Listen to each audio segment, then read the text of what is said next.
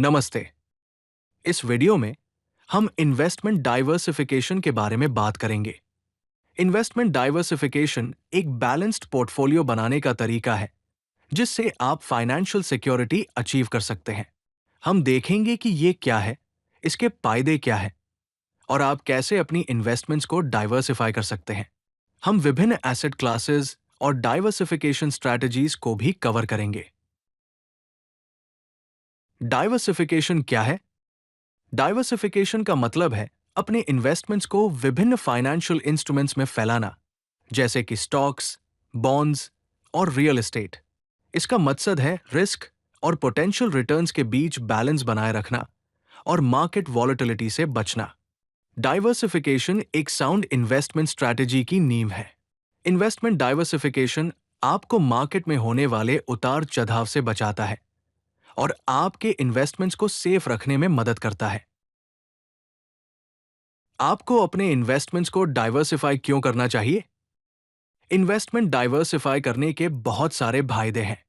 सबसे पहले, यह रिस्क मैनेजमेंट में मदद करता है।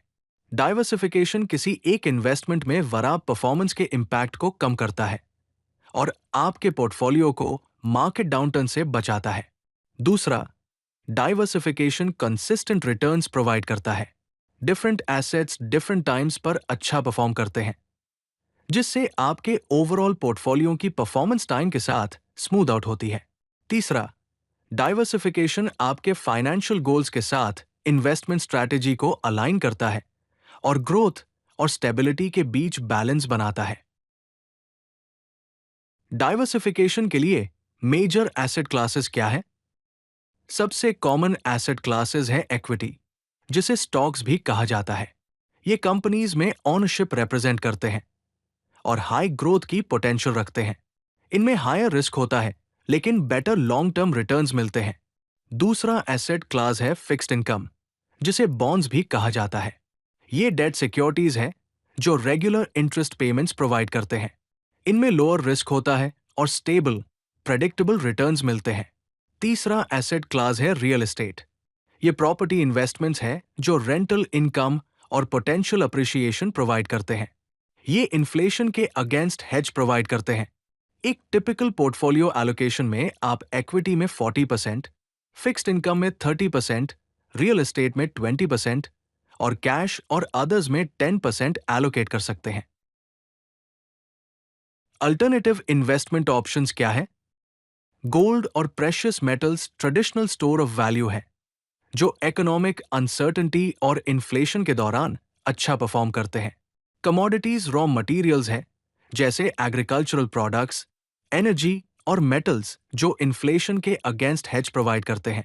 गवर्नमेंट स्कीम्स जैसे PPF, PPF, NSC, NSC, Sukanya Samriddhi Yojana और अन्य government backed investment options tax benefits provide करते हैं। इन सभी इन्वेस्टमेंट्स के अपने रिस्क और रिटर्न प्रोफाइल होते हैं। गोल्ड और गवर्नमेंट स्कीम्स में रिस्क कम होता है, लेकिन रिटर्न्स भी कम होते हैं। कमोडिटीज में रिस्क और रिटर्न दोनों हाई होते हैं। एज के हिसाब से सैंपल पोर्टफोलियो एलोकेशंस क्या हो सकते हैं? एक यंग इन्वेस्टर यानी कि 20 से 35 इयर्स के बीच के इन्वेस्टर का पोर्टफोलियो ग्रोथ पर फोकस करना चाहिए और इक्विटी में ज्यादा एलोकेट करना चाहिए। मिड करियर इन्वेस्टर यानी कि 35 से 50 इयर्स के बीच के इन्वेस्टर का पोर्टफोलियो बैलेंस होना चाहिए और ग्रोथ के साथ स्टेबिलिटी पर भी फोकस करना चाहिए। प्री रिटायरमेंट इन्वेस्टर यानी कि 50 इयर्स से ज्यादा उम्र के इन्वेस्टर का पोर्टफोलियो कैपिटल प्रेजर्वेशन पर फोकस करना चाहिए और इनकम जनरेशन और स्टेबिलिटी को प्रायोरिटाइज करना चाहिए। यंग इन्वेस्टर अपने पोर्टफोलियो का 70% इक्विटी में, 20% डेट में और 10% अदर्स में एलोकेट कर सकता है।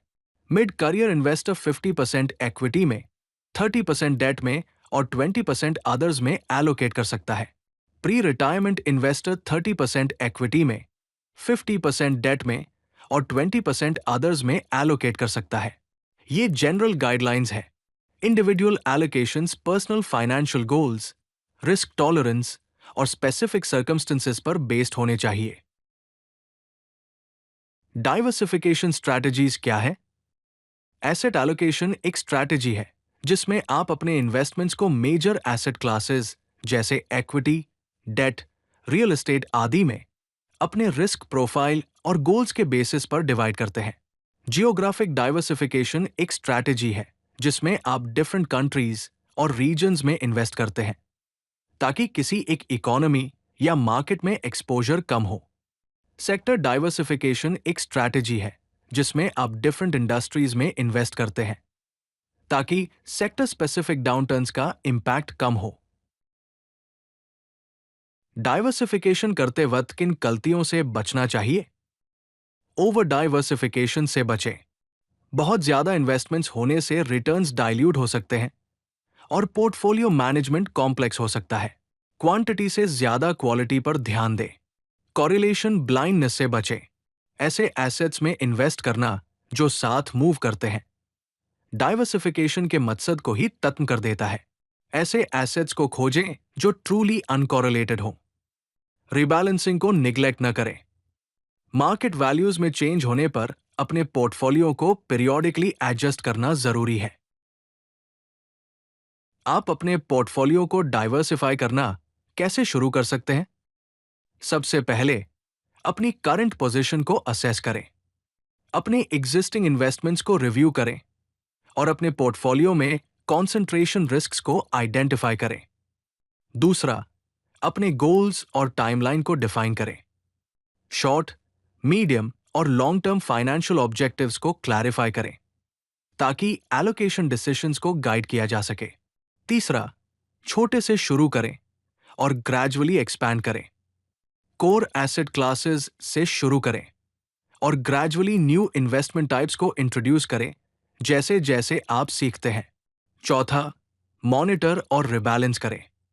अपने पोर्टफोलियो परफॉर्मेंस को क्वार्टरली रिव्यू करें और एनुअली रिबैलेंस करें ताकि टारगेट एलोकेशंस को मेंटेन किया जा सके।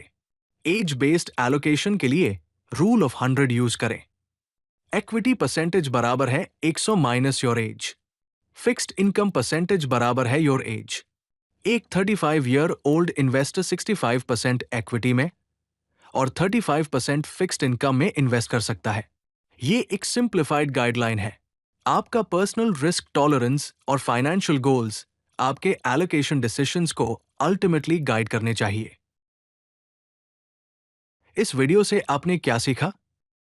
डाइवर्सिफिकेशन रिस्क को कम करता है बिना रिटर्न्स को सैक्रिफाइस करे। अपने पोर्टफोलियो को अपनी एज, गोल्स और रिस्क टॉलरेंस के बेसिस पर बैलेंस करें। मार्केट में चेंजेस होने पर अपने पोर्टफोलियो को रेगुलरली रिव्यू और रिबैलेंस करें। छोटे से शुरू करें और अपने डाइवर्सिफिकेशन को टाइम के साथ ग्रेजुअली एक्सपैंड करें। सर जॉन टेम्पल्टन ने कहा था, don't put all your eggs in one basket. The only investors who shouldn't diversify are those who are right 100% of the time.